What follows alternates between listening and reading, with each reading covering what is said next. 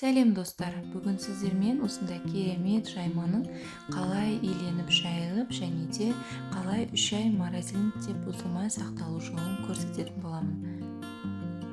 Ал сіздер менімен бірге видеоның соңына дейін тамашалаңыздар. Ең алдымен осындай салқын су болу керек. Салқын суымызды дайындап аламыз. Оның үстіне тұзымызды және де жұмыртқамызды, осындай сұйық майымызды салып алатын боламыз. Және де ең маңыздысы морозильникте сақтауымыздың құпиясы осы яичный белок альбуминде. Осы яичный белогымыздан 2 граммдай аламыз. Соның барлығын жақсылап тұрып араластыратын боламыз.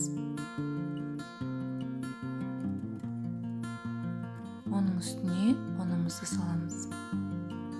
Мен сіздерге астына қанша грамм екендерін жазып кететін боламын. Барлығын араластырып, осындай жұп-жұмсақ керемет қамыр дайындайтын боламыз. Және де бұны жарты сағатқа тұндырып қоямыз, демалдырамыз.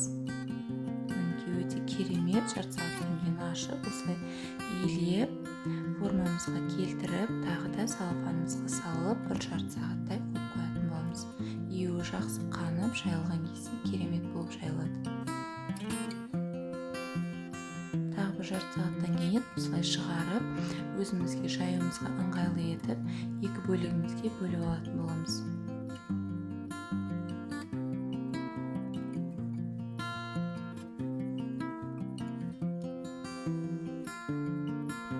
Ал мен болсам бірден 2 қамырды біріктіріп, осылай үлкен жайма қылып жайып жатырмын. Сіздер өз қалауларыңызша бөлек немесе бірге осылай жайылсаңыздар болады.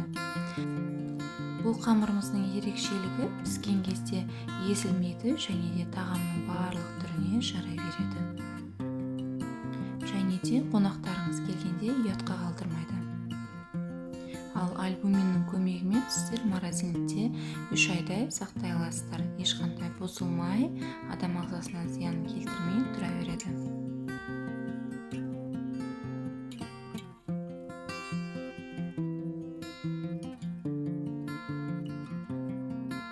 Біздің бұл қамырымыз тамақтың барлық түріне жарай береді. Мысалы үшін мен осылай қазір кеспеге кесіп аламын. Одан кейін еттің қамырына және де пельмен, манты қамырдың барлық түріне жарай береді. Жайып, салфанымызға орап, морозилкаға салып қатырып қойсаңыздар да болады, немесе дүкендерге сатып пайда тапсаңыздар да болады.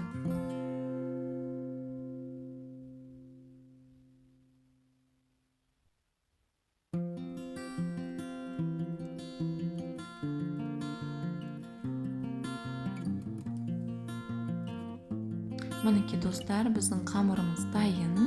Өздеріңіз көріп тұрғандай, қамырымыз өте эластичный, керемет болып шыққан.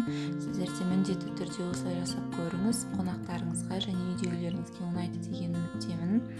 Ал менің рецептім сіздерге ұнап жатса, менің каналыма тіркеліп, лайк басып, пікірлеріңізді астына қалдырып кетіңіздер. Мен сіздерге міндетті түрде жауап беретін боламын.